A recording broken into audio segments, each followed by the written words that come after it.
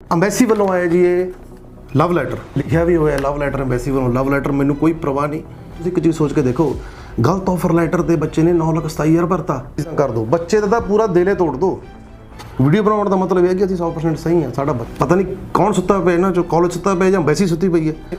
ਜਦੋਂ ਬੱਚੇ ਦੀ ਤੁਸੀਂ ਉਮੀਦਾਂ ਹੀ ਤੋੜਤੀਆਂ, ਬੱਚਾ ਤਾਂ ਫਿਰ ਕਹਿ ਦੂਗਾ ਵੀ ਨਾ ਜੀ ਮੈਂ ਤਾਂ ਜਾਣੇ ਨਹੀਂ, ਮੈਂ ਤਾਂ ਘਰੇ ਬਹਿ ਜਾਣਾ। ਇਹੀ ਚੀਜ਼ਾਂ ਕਰਕੇ ਤਾਂ ਲੜਕੇ ਫਿਰ ਡੌਂਕੀਆਂ ਲਾਉਂਦੇ ਨੇ। ਅੰਬੈਸੀ ਨੇ 5 ਮਹੀਨੇ ਵੇਟ ਕਰਾਈ ਤੇ ਬੱਚੇ ਨੇ 5 ਮਹੀਨੇ ਵਿਆਜ ਭੁਗਤਿਆ। ਬਸ ਕਰਦੇ ਹਾਂ, ਸਾਨੂੰ ਸਾਡੇ ਵਾਹਿਗੁਰੂ ਤੇ ਭਰੋਸਾ ਹੈ ਵੀ ਸਾਡਾ ਵਾਹਿਗੁਰੂ ਸਾਡੇ ਨਾਲ ਖੜਾ ਹੈ। ਕਰਦੇ ਹਾਂ ਕੱਲੀ ਚੀਜ਼ ਬਹੁਤ ਬਰੀਕੀ ਨਾਲ ਕੰਮ ਕਰਦੇ ਹਾਂ, ਸਾਨੂੰ ਆਪਦੇ ਕੰਮ 'ਚ ਬੜਾ ਮਜ਼ਾ ਆਉਂਦਾ। ਗਿਣਵੇਂ ਚੁਣਵੇਂ ਜੇ ਅਸੀਂ ਕੇਸ ਲਾਉਂਦੇ ਹਾਂ। ਗੱਲ ਰਿਫਿਊਜ਼ਲ ਦੀ ਨਹੀਂ, ਗੱਲ ਵੀਜ਼ੇ ਦੀ ਨਹੀਂ ਹੈਗੀ। ਸੋ ਗੱਲ ਇਹ ਨੈਗਲੀਜੈਂਸੀ ਦੀ। ਅੰਬੈਸੀ ਦੇ ਐਂਡ ਤੋਂ ਸਾਨੂੰ ਜਦੋਂ ਤੁਸੀਂ ਇਹ ਲਵ ਲੈਟਰ ਭੇਜਿਆ ਤਾਂ ਅਸੀਂ ਵੀ ਰਿਵਰਟ ਦੇਣਾ ਸੀਗਾ। ਸਾਨੂੰ ਤਾਂ ਆਪ ਤੁਹਾਡੇ ਨਾਲ ਅੰਬੈਸੀ ਨਾਲ ਬੜਾ ਪਿਆਰ ਹੈ ਜੀ, ਅਸੀਂ ਤੁਹਾਨੂੰ ਬਹੁਤ ਪਿਆਰ ਕਰਦੇ ਹਾਂ। ਉਸ ਦਿਨ ਅੰਬੈਸੀ ਨੇ ਦਿੱਤੇ ਨੇ ਤਾਂ ਸਾਡੇ ਵੱਲੋਂ ਵੀ ਅਸੀਂ ਵੀ ਅੰਬੈਸੀ ਨੂੰ ਦੱਸ ਦਿੰਦੇ। ਬਟ ਸਾਨੂੰ ਇੱਕ ਚੀਜ਼ ਦਾ ਪਤਾ ਹੈ, ਅਸੀਂ ਸਹੀ ਹਾਂ ਤੇ ਅਸੀਂ ਲੜਾਂਗੇ। ਸੱਚਾਈ ਦੀ ਜਿੱਤ ਹੁੰਦੀ ਹੈ, ਸਾਨੂੰ ਛੋਟੇ ਹੁੰਦੇ ਤੋਂ ਸਮਝਾਇਆ। ਹੁਣ ਬੱਚੇ ਨੂੰ ਕਹਿਣਾ ਚਾਹੁੰਦਾ ਕਿ ਬੇਟਾ ਟੈਨਸ਼ਨ ਨਾ ਲਈ, ਮੈਂ ਤੇਰੇ ਨਾਲ ਹਾਂ, ਵਾਹਿਗੁਰੂ ਤੇਰੇ ਨਾਲ ਹੈ। ਦੁਨੀਆ ਇੱਧਰ ਦੀ ਉੱਧਰ ਹੋ ਜੇ, ਡਟ ਕੇ ਖੜੇ ਆ, ਤੇਰਾ ਵੀਜ਼ਾ ਕਢਾ ਕੇ ਹਟਾਂਗੇ ਚਾਹੇ ਕੁਛ ਹੋ ਜੇ। ਸਤਿ ਸ਼੍ਰੀ ਅਕਾਲ ਜੀ, ਮੈਂ ਅਜੇਪਾਲ ਸਿੰਘ, ਵੈਸਟਿੰਗ ਜਾਲਸਨ ਇਮੀਗ੍ਰੇਸ਼ਨ ਪਾਤੜਾਂ ਤੋਂ। ਸੋ ਅੱਜ ਮੈਂ ਤੁਹਾਡੇ ਸਾਹਮਣੇ ਆਇਆ ਕੁਛ ਆਇਲਸ ਦੇ ਰਿਲੇਟਡ ਵੀਡੀਓ ਪਾਉਣ ਲਈ ਨਹੀਂ, ਕੋਈ ਇੰਟਰਸਟਿੰਗ ਫੈਕਟਸ ਅਬਾਊਟ ਇੰਗਲਿਸ਼ ਨਹੀਂ, ਤੇ ਨਾ ਹੀ ਮੈਂ ਕਿਸੇ ਬੱਚੇ ਦੀ ਸਟੱਡੀ ਬਾਰੇ ਕੋਈ ਗੱਲ ਕਰਨੀ ਚਾਹੁੰਦਾ। ਤੇ ਮੈਂ ਇੱਥੇ ਸਟੱਡੀ ਤੋਂ ਵੀ ਇੰਪੋਰਟੈਂਟ ਬੱਚੇ ਦੇ ਭਵਿੱਖ ਬਾਰੇ ਗੱਲ ਕਰਨੀ ਚਾਹੁੰਦਾ ਅੱਜ ਮੈਂ ਤੁਹਾਡੇ ਨਾਲ। ਸੋ ਧਿਆਨ ਨਾਲ ਸੁਣਿਓ, ਜੋ ਚੀਜ਼ ਅੱਜ ਇਹ ਬੱਚੇ ਨਾਲ ਹੋਈ ਹੈ ਤਾਂ ਮੇਬੀ ਕੱਲ੍ਹ ਨੂੰ ਤੁਹਾਡੇ ਨਾਲ ਵੀ ਹੋਵੇ। ਮੈਂ ਚਾਹੁੰਦਾ ਵੀ ਇਹ ਚੀਜ਼ ਨਾ ਹੋਵੇ। ਸੋ ਇਸ ਕਰਕੇ ਵੀਡੀਓ ਨੂੰ ਸ਼ੁਰੂ ਤੋਂ ਲੈ ਕੇ ਐਂਡ ਤੱਕ ਧਿਆਨ ਨਾਲ ਦੇਖਿਓ। ਸੋ ਇਹ ਸਟੂਡੈਂਟ ਹੈ ਜੀ, ਮੈਂ ਸਟੂਡੈਂਟ ਦਾ ਨਾਮ ਨਹੀਂ ਲੈਣਾ ਚਾਹੁੰਦਾ ਕਿਉਂਕਿ ਜੋ ਇਹ ਚੀਜ਼ ਖਬਰ ਆਈ ਹੈ, ਸੋ ਮੈਂ ਸਟੂਡੈਂਟ ਨਾਲ ਹਾਲੇ ਤੱਕ ਗੱਲ ਡਿਸਕਸ ਨਹੀਂ ਕੀਤੀ। ਸੋ ਇਹ ਸਟੂਡੈਂਟ ਹੈ ਜੀ, ਗ੍ਰੈਜੂਏਸ਼ਨ ਕੀਤੀ ਹੋਈ ਹੈ, ਬਹੁਤ ਅੱਛੀ ਪਰਸੈਂਟੇਜ ਹੈ ਬੱਚੇ ਦੀ, ਬੈਚਲਰਸ ਕੀਤੀ ਹੋਈ ਹੈ, ਬਹੁਤ ਵਧੀਆ ਪਰਸੈਂਟੇਜ, ਮੋਰ ਦੈਨ 70%। ਸੋ ਆਇਲਸ ਦਾ ਸਕੋਰ ਬਹੁਤ ਅੱਛਾ, 6 not less than 6 each, overall 6 band, ਠੀਕ ਹੈ ਜੀ। ਸੋ ਇਹਨਾਂ ਦਾ ਅਸੀਂ ਸੈਂਟ ਕਲੇਅਰ ਵਿੰਡਸਰ ਕੈਂਪਸ 'ਚ ਕੀਤਾ ਸੀਗਾ human resource management B802। Requirement ਪੂਰੀ ਸੀਗੀ ਜੋ ਕੈਨੇਡੀਅਨ ਗਵਰਨਮੈਂਟ ਚਾਹੁੰਦੀ ਹੈ, ਸਾਰੀ ਰਿਕੁਆਇਰਮੈਂਟ ਫੁੱਲਫਿਲ ਕਰਕੇ ਅਸੀਂ ਅਪਲਾਈ ਕੀਤਾ ਕਿਉਂਕਿ ਜੈਨੂਅਨ ਫਾਈਲਸ ਹੀ ਅਸੀਂ ਲਾਉਂਦੇ, ਦੂਜੀ ਫਾਈਲਸ ਨੂੰ ਅਸੀਂ ਹੱਦ ਤੱਕ ਨਹੀਂ ਲਾਉਂਦੇ। ਸੋ ਇਹ ਅਸੀਂ ਤੁਸੀਂ ਦੇਖ ਸਕਦੇ ਹੋ 28 ਜੂਨ 2021, ਪਿਛਲਾ ਸਾਲ ਤਕਰੀਬਨ ਹੋਣ ਵਾਲੇ 3-4 ਮਹੀਨੇ 'ਚ ਪਿਛਲਾ ਸਾਲ ਆਲਰੇਡੀ ਹੋ ਜਾਊਗਾ। 28 ਜੂਨ ਨੂੰ ਸਾਨੂੰ LOA ਆਈ ਕਾਲਜ ਵੱਲੋਂ, ਕਿਉਂਕਿ ਅਸੀਂ ਅਪਲਾਈ ਕੀਤਾ ਸੀਗਾ, 15 ਤੋਂ 20 ਦਿਨ ਲੱਗੇ ਸੀਗੇ ਅਪਲਾਈ ਕਰਨ ਤੇ LOA ਉਹਨਾਂ ਨੇ ਭੇਜੀ। ਉਸ ਤੋਂ ਬਾਅਦ ਕੀ ਕਰਿਆ, ਅਸੀਂ ਫੀਸ ਪੇ ਕਰਤੀ। ਫੀਸ ਕਿੰਨੀ ਬਣੀ ਜੀ? 16,000 ਕੈਨੇਡੀਅਨ ਡਾਲਰ। 2 ਸਾਲ ਦੇ ਕੋਰਸ ਲਈ ਬੱਚਾ ਜਾ ਰਿਹਾ ਸੀਗਾ। ਪ੍ਰੋਪਰ ਜੈਨੂਅਨ ਬੱਚੇ ਦੀ ਪ੍ਰੋਫਾਈਲ ਹੈ A to Z, ਇੱਕ ਵੀ ਕਣ ਬੱਚੇ ਦਾ ਜਾਲੀਪਣ ਜਾਂ ਕੋਈ ਵੀ ਡੁਪਲੀਕੇਸੀ ਨਹੀਂ ਸੀ, ਇੱਕ ਵੀ ਚੀਜ਼ ਗਲਤ ਨਹੀਂ ਸੀ। ਸੋ 16,000 ਫੀਸ ਭਰੀ, ਉਸ ਟਾਈਮ 58 ਰੁਪਏ ਸੀਗਾ ਡਾਲਰ, ਹੁਣ ਸ਼ਾਇਦ 60-61 ਹੋ ਗਿਆ ਨਾ।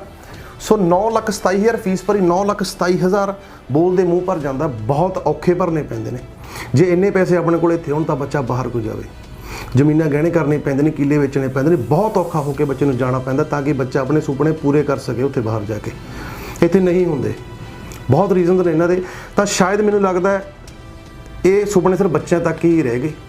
ਜਿੱਥੇ ਜਾਣਾ ਚਾਹੁੰਦਾ ਉਹਨਾਂ ਨੂੰ ਕੋਈ ਪਰਵਾਹ ਨਹੀਂ, ਜਿਨ੍ਹਾਂ ਦੇ ਥਰੂ ਜਾਣਾ ਚਾਹੁੰਦਾ ਅੰਬੈਸੀ ਨੂੰ ਉਹਨਾਂ ਨੂੰ ਕੋਈ ਪਰਵਾਹ ਨਹੀਂ। ਪਤਾ ਨਹੀਂ ਲੋਕ ਫਿਰ ਵੀ ਕਹਿੰਦੇ ਨੇ ਕਿ ਅੰਬੈਸੀ ਦੇ ਸੈਂਟੀਮੈਂਟਸ ਨੂੰ ਸਮਝੋ। ਸੈਂਟੀਮੈਂਟਸ ਲਈ ਹਿਊਮਨ ਹੋਣਾ ਤਾਂ ਜ਼ਰੂਰੀ ਹੈ ਨਾ। ਸੋ ਇਮੋਸ਼ਨ ਸਾਡੇ ਪੰਜਾਬੀਆਂ ਕੋਲੇ ਨੇ। ਸੋ ਉਸ ਤੋਂ ਬਾਅਦ ਫੀਸ ਪੇ ਕਰਤੀ, ਜੋ ਟਾਈਮ ਇੰਟਰਵਲ ਸਾਨੂੰ ਦਿੱਤਾ ਗਿਆ ਸੀਗਾ ਵੀ ਇੰਨੇ ਦਿਨ 'ਚ ਫੀਸ ਪੇ ਕਰੋ। ਆਫਰ ਲੈਟਰ ਤੋਂ 7 ਜਾਂ 8 ਦਿਨਾਂ ਬਾਅਦ ਅਸੀਂ ਫੀਸ ਪੇ ਕਰਤੀ, GIC ਪੇ ਕਰਤਾ।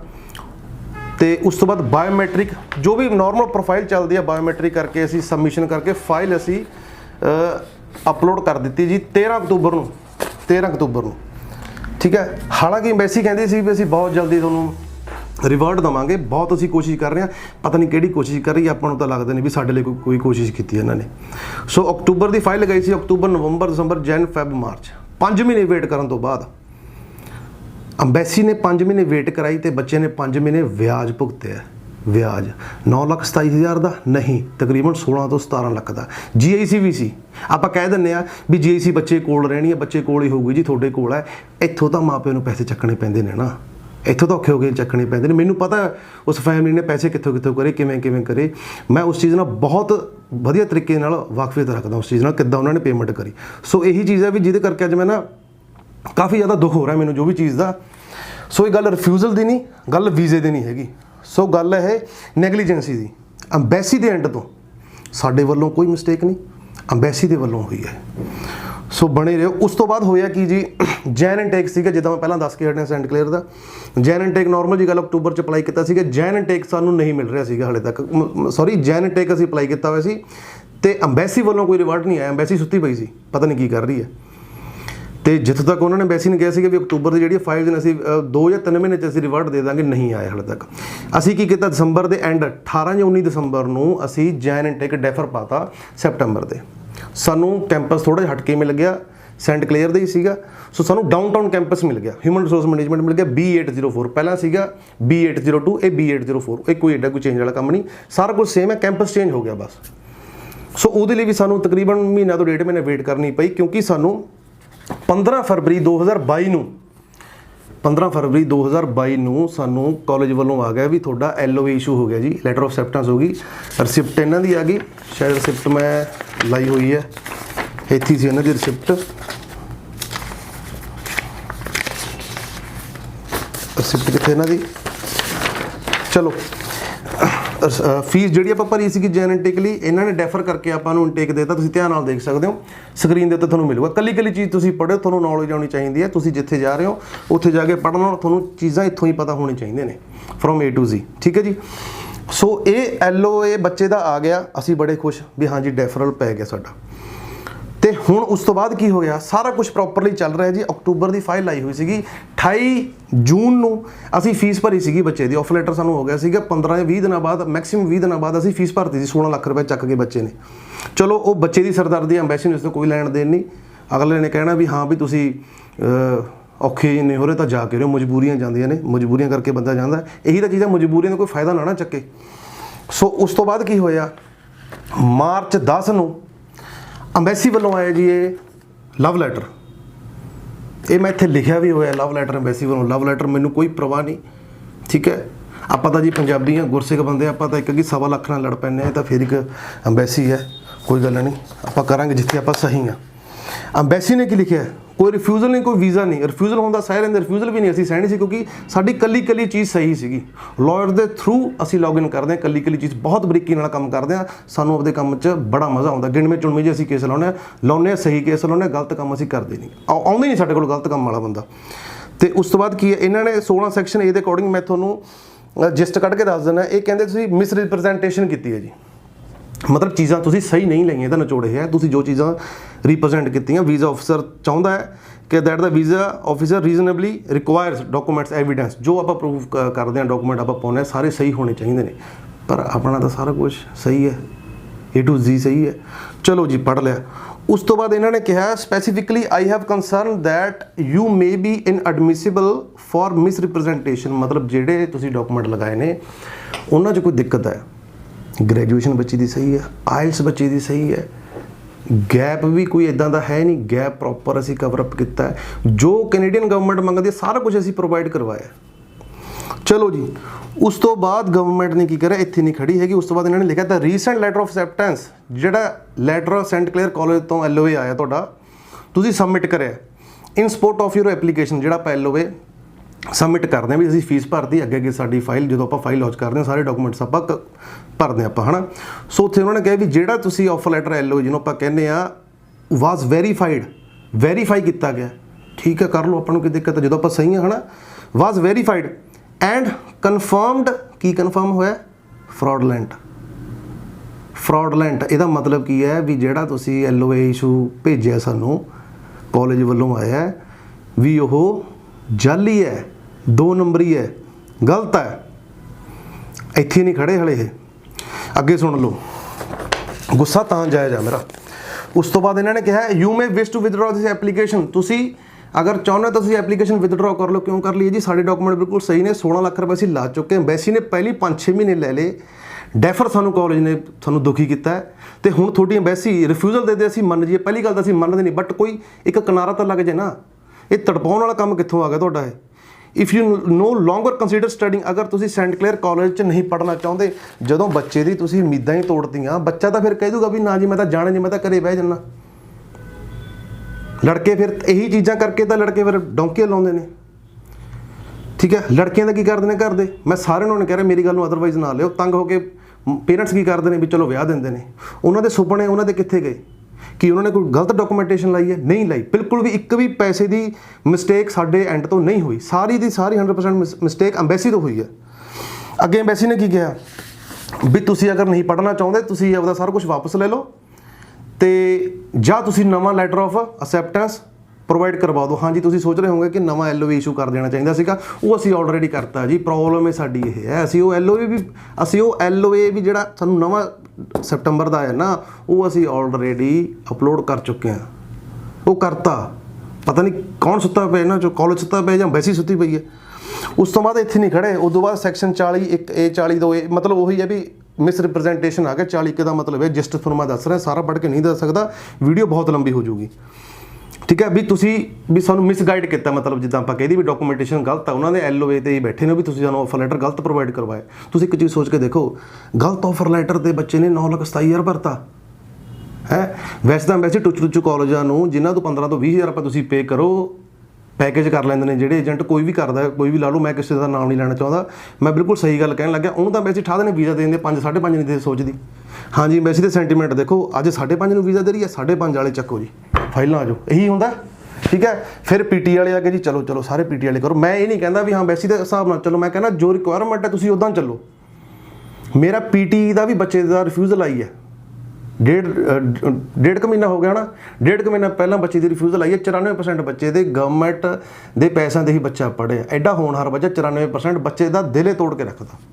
ਰਿਕੁਆਇਰਮੈਂਟ ਜੋ ਸੀਗੀ 6.5 ਬੈਂਡ ਸੀਗੀ PT ਦੇ, ਚੱਕ ਕੇ ਰਿਫਿਊਜ਼ਲ ਦਿੱਤੀ ਵੀ ਹਾਂਜੀ ਤੁਸੀਂ ਵਾਪਸ ਨਹੀਂ ਆਉਣਾ ਹੈਗਾ। ਕਿਹੜਾ ਬਾਹਰ ਜਾ ਕੇ ਵਾਪਸ ਆਉਂਦਾ? ਪਹਿਲਾਂ ਮੈਨੂੰ ਇਹ ਚੀਜ਼ ਦਾ ਜਵਾਬ ਦਿਓ। ਅਗਲਾ ਭਵਿੱਖ ਬਣਾਉਂਦਾ ਹੈ, ਫਿਰ ਉਹਦੇ ਮਾਪੇ ਕੋਲ ਆਉਂਦਾ, ਆਪਦੇ ਮਾਪੇ ਦੀ ਲਾਈਫ ਸੈੱਟ ਕਰਦਾ, ਤੇ ਨਾਲੇ ਆਪਦੇ ਨਾਲ 4-5 ਫੈਮਿਲੀ ਦੀ ਹੋਰ ਲਾਈਫ ਸੈੱਟ ਕਰਦਾ। ਚਲੋ ਕੋਈ ਗੱਲ ਨਹੀਂ ਜੀ, PT ਤੇ ਆਪਾਂ ਸੋਚ ਲਿਆ ਵੀ ਹਾਂਜੀ ਅੰਬੈਸੀ ਦੇ ਸੈਂਟੀਮੈਂਟ ਹੁਣ PT ਨੂੰ ਵੀਜ਼ਾ ਦੇ ਰਹੇ ਸੀਗੇ, ਹੁਣ ਅੰਬੈਸੀ PT ਨੂੰ ਰਿਫਿਊਜ਼ਲ ਦੇ ਰਹੀ ਹੈ, 4 ਰਿਫਿਊਜ਼ਲ ਆ ਗਈ। ਚਲੋ ਸਿਰ ਮੱਥੇ ਜੀ, PT ਦੀ ਆਪਾਂ ਕਹਿ ਲਈ ਨੌਨ SDS ਫਾਈਲ ਹੈ, ਚਾਂਸਿਸ ਘੱਟ ਨੇ, ਪਰ ਇਹ ਤਾਂ ਆਪਣੀ IELTS ਸੀ। ਇੱਥੇ ਤਾਂ ਆਪਣੀ IELTS ਸੀ ਨਾ, ਡਾਕੂਮੈਂਟੇਸ਼ਨ ਗਲਤ ਹੁੰਦੀ, ਆਪਾਂ ਸਮਝ ਜਾਂਦੇ ਵੀ ਹਾਂਜੀ ਗਲਤੀ ਹੈ। ਵੀਡੀਓ ਬਣਾਉਣ ਦਾ ਮਤਲਬ ਇਹ ਹੈ ਕਿ ਅਸੀਂ 100% ਸਹੀ ਹਾਂ, ਸਾਡਾ ਬੱਚਾ ਸਹੀ ਹੈ, ਸਾਡੀ ਰਿਕੁਆਇਰਮੈਂਟ ਸਹੀ ਹੈ, ਕਾਲਜ ਸਹੀ ਹੈ, ਸਾਡਾ ਕੋਰਸ ਸਹੀ ਹੈ, ਸਾਰਾ ਕੁਝ A to Z ਸਾਡਾ ਸਹੀ, 1% ਸਾਡੇ ਵੱਲੋਂ ਗਲਤੀ ਨਹੀਂ ਹੈਗੀ। ਸੋ 41 ਦਾ ਤੁਹਾਨੂੰ ਮੈਂ ਸਮਝਾਤਾ। 42 ਦਾ ਕੀ ਹੈ ਜੀ, ਇਹ ਮੈਂ ਤੁਹਾਨੂੰ ਦੱਸਦਾ। ਕਹਿੰਦੇ ਦਾ permanent resident for the foreign national continues to be inadmissible for ਜੋ ਮਿਸ ਰਿਪਰੈਜ਼ੈਂਟੇਸ਼ਨ ਆਪਾਂ ਕੀਤੀ ਹੈ, ਤੁਹਾਨੂੰ ਮੈਂ ਟੋਟਮਾ ਦੱਸ ਰਿਹਾ। ਜੋ ਅਸੀਂ ਗਲਤ ਡਾਕੂਮੈਂਟ ਲਾਏ ਨੇ for a period of 5 years, 5 ਸਾਲ ਦਾ ਬੈਨ ਬੱਚੇ ਦਾ। ਮਤਲਬ ਇਹ ਨਹੀਂ ਵੀ ਹਾਂ ਤੁਸੀਂ ਇਹ ਚੀਜ਼ਾਂ ਕਰ ਦਿਓ, ਬੱਚੇ ਦਾ ਤਾਂ ਪੂਰਾ ਦਿਲੇ ਤੋੜ ਦਿਓ ਵੀ ਨਾ ਜੀ ਕੈਨੇਡਾ ਦੇ ਦਰਵਾਜ਼ੇ ਤੇਰੇ ਲਈ ਬੰਦ ਨੇ। 5 ਸਾਲ ਦਾ ਤੇਰੇ ਲਈ ਹੋਇਆ ਬੈਨ ਆ, ਬੱਚਾ ਬੈਨ ਖਤਮ। ਠੀਕ ਹੈ, ਕਿੱਧਰ ਗੱਲ ਗਈ ਇਹ? ਮੈਂ ਬਹੁਤ ਕੰਟਰੋਲ ਕਰਕੇ ਬੋਲ ਰਿਹਾ। ਪੰਜਾਬੀ ਖੂਨ ਹੈ, ਜੱਟੂਪਣ ਆਪਣੇ 'ਚ ਬਹੁਤ ਕੁਝ ਬੋਲਿਆ ਜਾਂਦਾ ਹੁੰਦਾ, ਕੋਈ ਗੱਲ ਨਹੀਂ।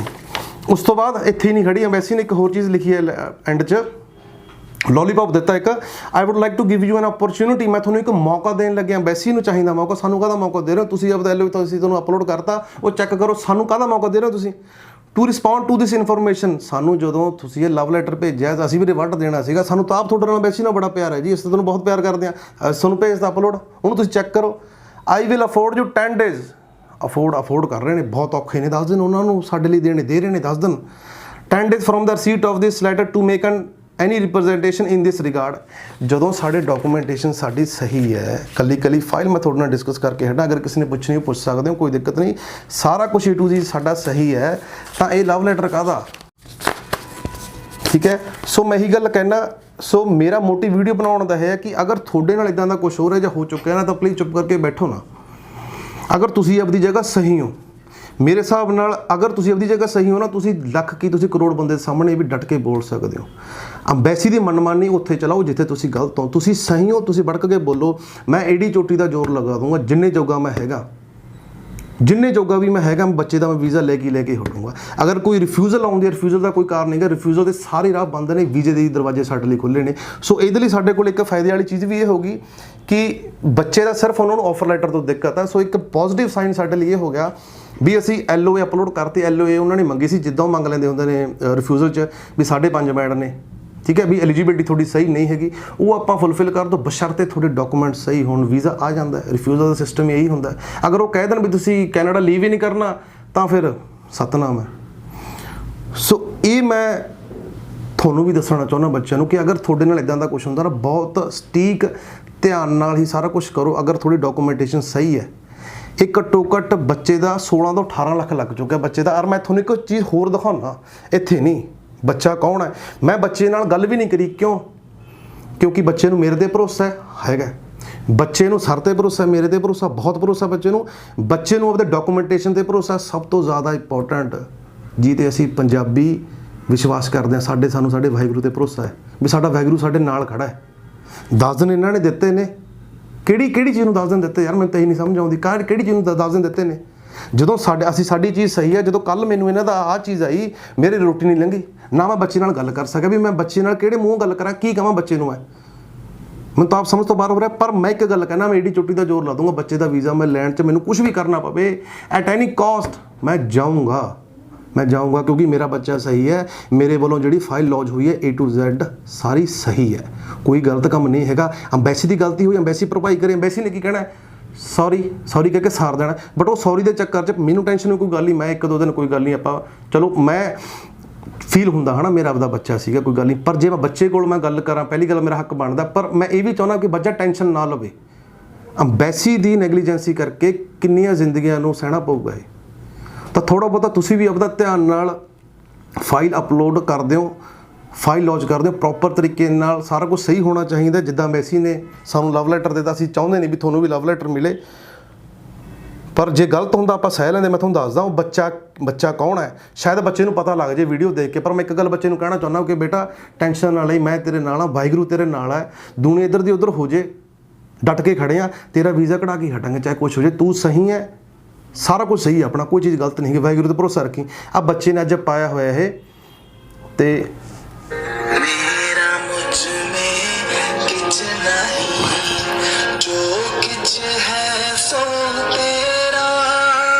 ਆ ਬੱਚੇ ਦੀ ਸੋਚ ਹੈ। ਮੈਨੂੰ ਨਾ ਇੰਨਾ ਜ਼ਿਆਦਾ ਉਹ ਹੋ ਗਿਆ ਹੈ ਸਹਿਮ, ਜਦੋਂ ਮੈਂ ਦੇਖਿਆ ਨਾ, ਹੁਣ ਵੀ ਮੇਰਾ ਮੂਡ ਜਿਹਾ ਹੋ ਰਿਹਾ, ਕਿਉਂਕਿ ਅਸੀਂ ਨਾ ਪੰਜਾਬੀ ਬੜੇ ਇਮੋਸ਼ਨ ਵਾਲੇ ਭਰੇ ਹੋਏ ਆ। ਕੋਈ ਗੱਲ ਨਹੀਂ, ਇਮੋਸ਼ਨਸ ਕਰਕੇ ਅਸੀਂ ਦਿੱਲੀ ਜਿੱਤੀ ਸੀ।